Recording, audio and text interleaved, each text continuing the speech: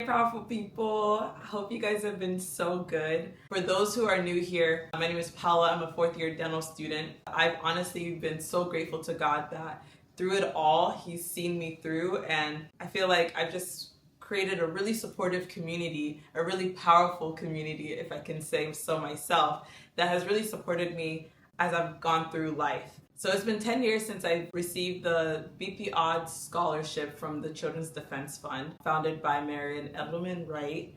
And today, I don't know, I just feel super nostalgic. Just really wanted to watch this story over again. I haven't watched it in a really long time, so I just thought I would watch this with you guys and share this story with you guys. And so much has happened since, and so I just wanted to add more context, give you guys an update of what has happened since this video. Yeah, let's enjoy this, and I'll pause and play at any point where I feel like I need to clarify. Let's watch this. Ciao. Oh my gosh, my hair. Ciao, Medina, Paula Benefo. Hello, my name is Paula Benefo. My home would be where all my family is in one piece, intact. And if that's in America, so be it. If that's going to be in Italy, so be it. Ghana, so be it. She has a very supportive mom and a very supportive dad, but because of financial constraints and immigration restraints, she has been her own parent. The library was like my school. That was the place we went. That's the first place, besides church, that my dad had taken me. And I feel like that's really the place where any person can learn through themselves, through a book, and for no cost. English is not her native language, though she's sometimes far more fluent in English than I am. She speaks her native language of Twi. My mom was basically the cultural person. When we went home, we knew that we were going to speak our language, and so we were going to speak our language, learn this food, learn the culture through her. She was born in Italy, so she speaks Italian. Every time I saw a person who reminded me of back home Italy, I would say, speak Italian to them, thinking that they would understand. And then when I saw an African American person, I would speak my Ghanaian language. Head Start is... I just want to pause here because so many things has happened so far. I feel like sometimes I was really confused about which language I'm supposed to speak. And I think that's why sometimes people pick up on my accent nowadays, where it's not that I'm confused on what to say, but I think code switching is really real for me. And so she said I spoke Italian when I see white people. Anyways, I thought that was just so funny for me to say as a high schooler. She really learned English and made it her own language. You didn't notice color or anything or your circumstances in Head Start. I think I enjoyed that time the most. Devonshire was the best place I could have gone for elementary. I feel like they just gave me more to do than I could ever offer, my family could ever offer me. I think what I first found out was when I was going to middle school. I think that's when I first found out. I was like, oh, when they're talking about, illegals and stuff, they're talking about me now. So when I asked my dad, he was just like, yeah, we're working it out, don't worry. I just had to keep it quiet and nothing would go wrong. I wouldn't put anyone in jeopardy. Because I wasn't sure of my future as an illegal or undocumented immigrant, where I was going to be after high school, I was thinking IB diploma would probably give me a good standing even if I went to Ghana or Italy. She's a great student. She's a fantastic student. It's the drive and the hunger that I'm here to do this, and by God, I'm going to do this. They've been lining up now across the country, trying to apply for what's known as deferred action.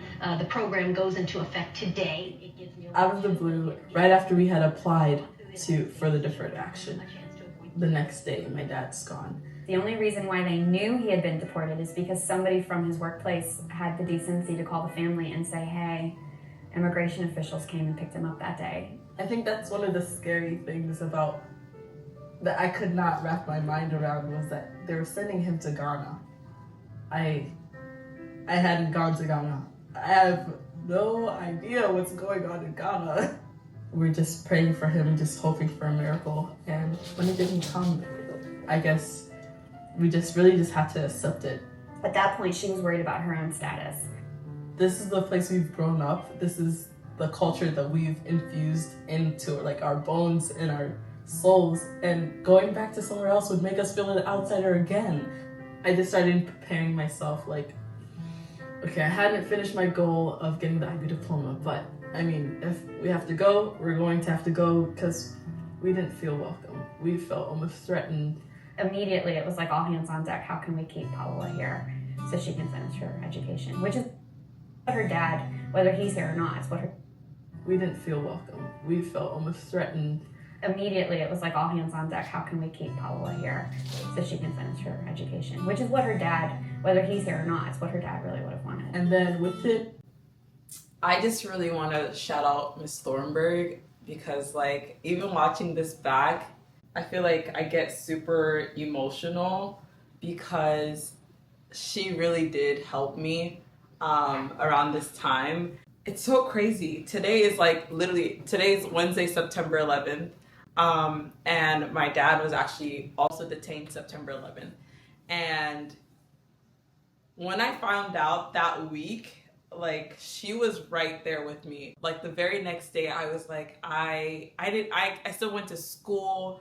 I was just trying not to let it affect me, but like it was affecting me because my dad honestly was the one who picked me up from school and took me to the library. Yeah, she was the only one I feel like I could really confide in during this time. She was so pivotal, not only in me getting DACA, because at that time, I believe it was Governor Sherrod Brown. She made us go to Governor Sherrod Brown's office to basically advocate that I would be approved for my DACA status. And that was after hours. So like really shout out to high school teachers. I don't think they get paid enough for the things they do before, in, and after classes, because she really cared about not only me being as like a cosmic scholar, an academic scholar, but she cared about my well-being. So shout out to Miss Thornburg. I honestly miss her. I just came back from a high school reunion and I wish I could have been able to see her, but she wasn't able to be there. But yeah, I'm just so thankful, honestly, to every faculty and teacher and professor during this time that like, if they knew about what was happening, they really supported me. So shout out to our high school professors. okay, I hadn't finished my goal of getting the IB diploma, but I mean, if we have to go, we're going to have to go, because we didn't feel welcome. We felt almost threatened. Immediately, it was like all hands on deck. How can we keep Paola here so she can finish her education? Which is what her dad, whether he's here or not, it's what her dad really would have wanted. And then within about 2 weeks, that's when I did get my deferred action card. If I didn't have that, I don't think I would even apply to colleges this year, and I've applied to many. And she will have the problem of paralysis of choice when she gets to college, because she's good at and can persevere in pretty much whatever she wants. I want to become a dentist to really make a difference, like Obama would want for dreamers like me, and what my family wants and expects out of me. So I would really love to go somewhere that accepts me fully, the whole state accepts me fully, and I feel truly welcome. This is just so interesting to watch right now, because we just had a political debate yesterday where one of the candidates said that they would deport 11 million undocumented immigrants. And that 11 million, I'm pretty sure, has always been the number of DACA recipients, unless if there's a new number being thrown out there. But I just look at this and I just think about the idea of like me. I said that I want to go somewhere where the whole state accepts me. I'm in California right now, and I can tell you that I've met individuals who don't accept me. And I just like, to little Paola, to high school Paola, I just feel like telling her like, that's not gonna happen.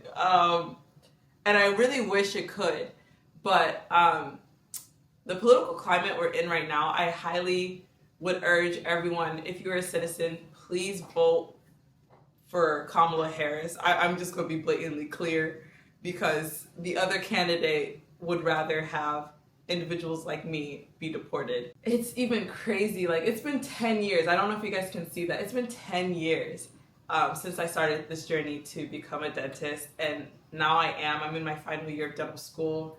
I honestly feel like our political climate has not really changed in terms of immigration, and it's such a buzzword right now. And I just really want to urge you guys, the onus shouldn't be only on dreamers and undocumented and immigrants to really share our story, but please pay attention if you are an American citizen or if you're a recent American to what's happening, not only at the border, what's happening with DACA recipients, what's happening with dreamers. One thing that's really bothered me so far during the political debates that's been happening is them talking about how those who have crossed the borders, them being put in 5-star luxury hotels, and that's honestly seen right now as a bad thing. And they're not 5-star hotels. And I just remember during the former president's time, he had immigrants sleeping. He had humans sleeping on the floor in what looked like a warehouse. And they were literally sleeping under aluminum foil. And that was like, I guess, the standard that I guess he would prefer now for humans who are fleeing dangerous situations, who are being processed to be under. And I definitely will be putting the reference in the description box if you guys want articles detailing the conditions that these immigrants are being held in while they're being processed at the border. Anyways, I think that to me is what really affects me on how the discussions are being had about these immigrants. Not all of them are coming to foster crime, to incite crime. Many of them not only look like me, which is a surprise to many people. It's not just Latino people at the border. There are Haitians coming through the border. There are East Asians, there are Southeast Asians. There are many multiple ethnic humans who are coming through the border who are trying to better their lives. And I just would really urge you guys just to listen to more immigrant stories. You guys are following me, and I know that this powerful community is very supportive of me and my story and my journey, but this is also part of my journey, and this is what has made me who I am. This is the hill that I will be fighting on for a really long time until the political climate in terms of immigration changes. I am a Christian, and I feel like when I think of immigration and when I think about our main call outside of worshiping God is to live like Christ, and He helped those who are less fortunate. If I can just keep my faith up to know that this country can turn things around for these individuals who are less fortunate than a lot of individuals in America, they're fleeing unbearable conditions to come here to do the jobs that a lot of average Americans do not want to do.